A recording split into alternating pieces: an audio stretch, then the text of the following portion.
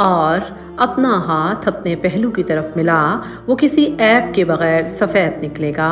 اس حال میں ایک اور نشانی ہے۔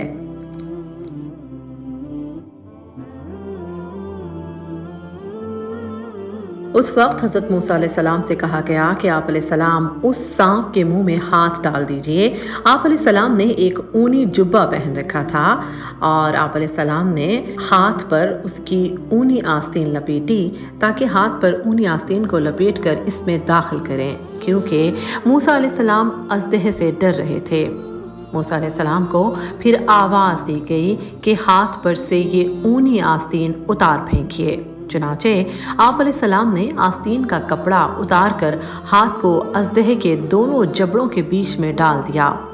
ہاتھ داخل کرتے ہی موسیٰ علیہ السلام نے اس کو پکڑ لیا، لیکن یہ کیا؟ یہ تو پھر لاٹھی بن چکا تھا، اور آپ علیہ السلام کا ہاتھ لاٹھی کے دو شاخہ کے درمیان وہاں تھا جہاں آپ علیہ السلام لاٹھی پکڑتے وقت اپنا ہاتھ رکھا کرتے تھے۔ یہ تو بالکل وہی لاٹھی بن چکی تھی۔ اس کے بعد ارشاد ہوا، قرآن کریم کی سورہ القصص میں ہے، یہ دونوں تیرے رب کی جانب سے فرعون اور اس کے سرداروں کی طرف سے دو دلیلیں ہیں، بلا شبہ وہ ہمیشہ سے نافرمان لوگ ہیں۔ حضرت موسیٰ علیہ السلام نے ان آیات میں آگے بڑھ کر اس قتل کے بعد ہونے والے خوف کا اظہار کیا اور کہا، جیسا کہ سورہ القصص میں ارشاد ہے، یعنی کہا، اے میرے رب، بے شک میں نے ان میں سے ایک شخص کو قتل کیا ہے، اس لیے ڈرتا ہوں کہ وہ مجھے قتل کر دیں گے۔ اس کے ساتھ ہی موسیٰ علیہ السلام نے اپنے رب کے حضور ایک اور درخواست کی۔ قرآن کریم میں ارشاد ہے، اور میرا بھائی ہارون وہ زبان میں مجھ سے زیادہ فصیح ہے، تو اسے میرے ساتھ مددگار بنا کر بھیج کہ میری تصدیق کرے، بے شک میں ڈرتا ہوں کہ وہ مجھے جھٹلا دیں گے۔ حضرت موسیٰ علیہ السلام کا کہنا تھا کہ جو کچھ بھی میں ان سے کہوں گا، میرا بھائی اسے واضح کر کے ان لوگوں کے سامنے رکھے گا، کیونکہ وہ میری بات انہیں اچھی طرح سمجھا سکتا ہے۔ اس پر اللہ تعالیٰ نے فرمایا، مزید سورہ القصص میں ارشاد ہے، ہم تیرے بھائی کے ساتھ تیرا بازو ضرور مضبوط کریں گے اور تم دونوں کے لیے غلبہ رکھیں گے، سو وہ تم تک نہیں پہنچیں گے۔ اسی طرح رب تعالیٰ نے مزید ارشاد فرمایا، سورہ القصص میں ہے، ہماری نشانیوں کے ساتھ تم دونوں اور جنہوں نے تمہاری پیروی کی غالب آنے والے ہو۔ سدی کہتے ہیں کہ نبوت سے سرفراز ہو کر موسیٰ علیہ السلام گھر والوں کے پاس پہنچے اور آپ علیہ السلام گھر والوں کو لے کر مصر روانہ ہو گئے۔ یہ واقعہ قرآن کریم کی ان آیات میں مذکور ہے، اور ہم نے موسیٰ کو کتاب دی اور بنی اسرائیل کے لیے ہدایت بنایا کہ تم میرے سوا کوئی کارساز نہ پکڑو۔ موسیٰ علیہ السلام جب مصر پہنچے تو رات کا اندھیرا چھانے لگا، تو اس وقت رات کے اندھیرے میں سیدھے والدہ کے گھر جا پہنچے اور ایک مسافر کی حیثیت سے رات کا ٹھکانہ مانگا۔ موسیٰ علیہ السلام یہ پہچان نہ سکے کہ یہ خود ان کی اپنی والدہ کا ہی گھر ہے۔ آپ علیہ السلام ان کے مہمان خانے میں اترے جہاں وہ لوگ شوربے کا کھانا کھایا کرتے تھے۔ اسی دوران ہارون علیہ السلام آ پہنچے۔ انہوں نے والدہ سے اس اجنبی مسافر کے بارے میں دریافت کیا تو والدہ نے بتایا کہ کوئی اجنبی مسافر ہے، رات آن پڑی ہے، اس لیے یہاں ٹھہر گیا ہے۔ ہارون علیہ السلام موسیٰ علیہ السلام سے ملنے ان کے پاس گئے۔ ہارون نے نام پوچھا تو بتلایا کہ میں موسیٰ ہوں۔ یہ سنتے ہی گھر والوں کی خوشی کی انتہا نہ رہی۔ ہارون علیہ السلام اٹھے اور موسیٰ علیہ السلام کو گلے لگا لیا۔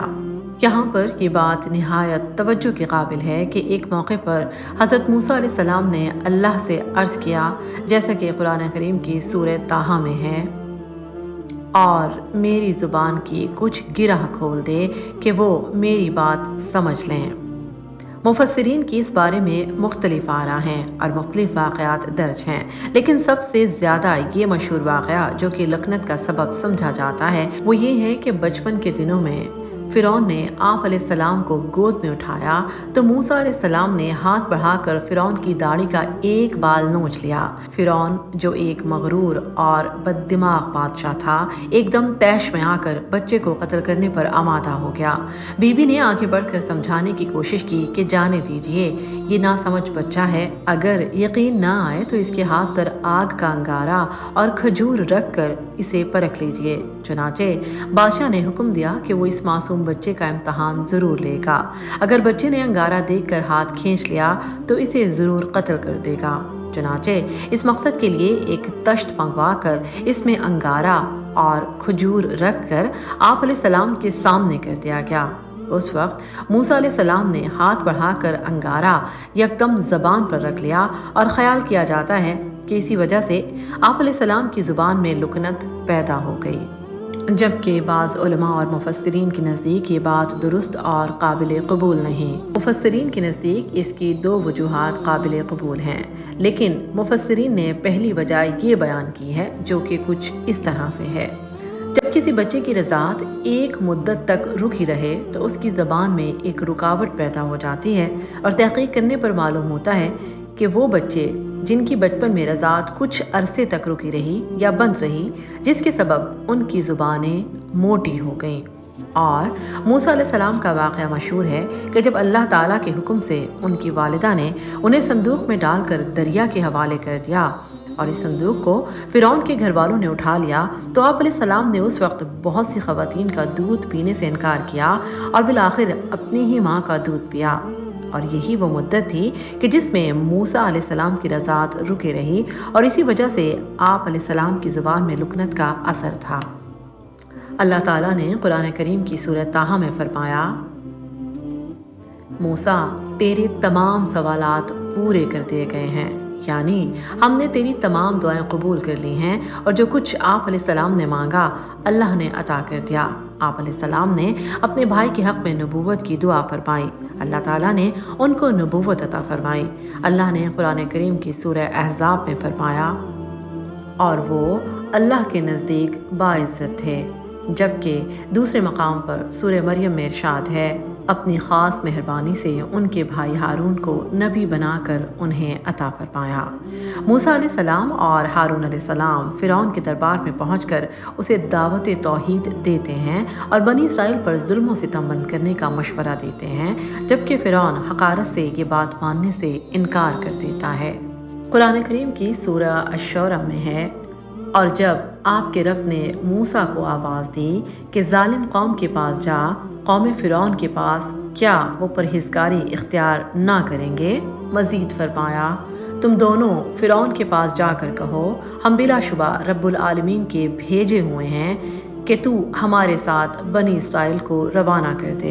इस आयत का मफ़हूम ये है कि अल्लाह ताला ने मूसा और हारून अलैहिस्सलाम को हुक्म दिया कि फ़िरौन के पास जाकर उसे तौहीद का पैगाम दें कि वो सिर्फ अकेले अल्लाह की इबादत करें जिसका कोई शरीक नहीं, और बनी इसराइल को अपने कब्ज़े और तसल्लुत से आज़ाद करें। ये सुनकर फ़िरौन ने कहा, जैसा कि सूरह अश-शूरा में है, फ़िरौन ने कहा, क्या हमने तुझे तेरे बचपन में अपने यहाँ नहीं पाला था और तूने अपनी उम्र के बहुत से साल हम में नहीं गुजारे? फ़िरौन पर तकब्बुर के जज्बात गालिब आ गए। उसने मूसा अलैहिस्सलाम को तहक़ीर जानते हुए कहा, तुझको हमने अपने घर पे एक तवील अरसे तक पाला और तुझसे हुस्न सलूक करते रहे और इनामात की बारिश करते रहे। फ़िरौन ने मज़ीद कहा, जैसा कि सूरह अश-शूरा में है, फिर तू अपना वो काम कर गया जो कर गया और तू नाशुक्रों में से है। इस बात का मतलब ये था कि तूने एक आदमी को कत्ल किया और हमारे पास से भाग गया और हमारे एहसानात का मुनकिर हुआ। ये बात सुनकर मूसा अलैहिस्सलाम ने फरमाया, मज़ीद सूरह अश-शूरा में है, मैंने ये काम उस वक्त किया जब मैं राह भूले हुए लोगों में से था। हज़रत मूसा अलैहिस्सलाम का कहना था कि उस वक्त उन पर वही नाजिल ना हुई थी। अगर आपने अभी तक हमारा चैनल सब्सक्राइब नहीं किया तो हमारे चैनल को सब्सक्राइब कीजिए। इसी बारे में आप अलैहिस्सलाम ने मज़ीद फरमाया, फिर तुमसे खौफ खाकर मैं तुमसे भाग गया, फिर मुझे मेरे रब ने हिक्म व इल्म अता किया और मुझे अपने पैगंबरों में से कर दिया। پھر فرعون نے آپ علیہ السلام پر پرورش اور حسن سلوک کا جو احسان جتلایا تھا اس کا جواب دیتے ہوئے موسیٰ علیہ السلام نے فرمایا، مجھ پر تیرا کیا یہی وہ احسان ہے جسے تو جتا رہا ہے کہ تو نے بنی اسرائیل کو غلام بنا رکھا ہے۔ فرعون اللہ تعالیٰ کے وجود کا انکار کرتا تھا اور دعویٰ کرتا تھا کہ وہ خود معبود ہے۔ چنانچہ اس نے سب کو جمع کر کے اعلان کیا، جیسا کہ سورہ الشعراء میں ہے، تم سب کا سب سے بلند و بالا رب میں ہی ہوں، جبکہ سورہ القصص میں اس بات کو یوں بیان کیا گیا ہے، اے درباریو، میں تو اپنے سوا کسی کو معبود نہیں جانتا۔ فرعون محض ہٹ دھرمی کی بنیاد پر یہ بات کہہ رہا تھا، حالانکہ وہ جانتا تھا کہ وہ صرف ایک بندہ ہے اور اللہ خالق اور سچا معبود ہے، جیسا کہ اللہ تعالیٰ نے فرمایا سورہ نمل میں ارشاد ہے، انہوں نے ظلم و تکبر کی بنا پر انکار کیا، حالانکہ ان کے دل یقین کر چکے تھے، پس دیکھ لیجئے ان فتنہ پرور لوگوں کا انجام کیسا ہوا۔ اسی وجہ سے اس نے موسیٰ علیہ السلام کی نبوت کا انکار کرتے ہوئے کہا کہ موسیٰ علیہ السلام کو مبعوث فرمانے والے کی رب کا کوئی وجود نہیں۔ فرعون نے کہا، رب العالمین کیا ہوتا ہے؟ کیونکہ موسیٰ اور ہارون علیہ السلام نے کہا تھا کہ بلا شبہ ہم رب العالمین کے بھیجے ہوئے ہیں، تو اس بات کے جواب میں موسیٰ علیہ السلام نے فرمایا، مزید سورہ الشعراء میں ہے، وہ آسمانوں اور زمین کے درمیان تمام چیزوں کا رب ہے، اگر تم یقین رکھنے والے ہو۔ یہ بات سن کر فرعون نے اپنے درباریوں، وزیروں اور مشیروں سے موسیٰ علیہ السلام کی باتوں کا مذاق اڑاتے ہوئے کہا، سورہ الشعراء میں ہے، کیا تم اس کی بات سن رہے ہو؟ حضرت موسیٰ علیہ السلام نے فرعون کے درباریوں کو مخاطب کرتے ہوئے کہا، وہ تمہارا اور تمہارے اگلے باپ دادا کا پروردگار ہے۔ فرعون کفر و عناد پر ڈٹا رہا، گمراہی کو ترک نہ کیا اور کہا، لوگو، تمہارا یہ رسول جو تمہاری طرف بھیجا گیا ہے یہ تو یقیناً دیوانہ ہے۔ کی بات سن کر موسیٰ علیہ السلام نے فرمایا، جیسا کہ قرآن کریم کی سورہ الشعراء میں ہے، موسیٰ نے فرمایا، وہی مشرق و مغرب کا اور ان کے درمیان تمام چیزوں کا رب ہے، اگر تم عقل رکھتے ہو۔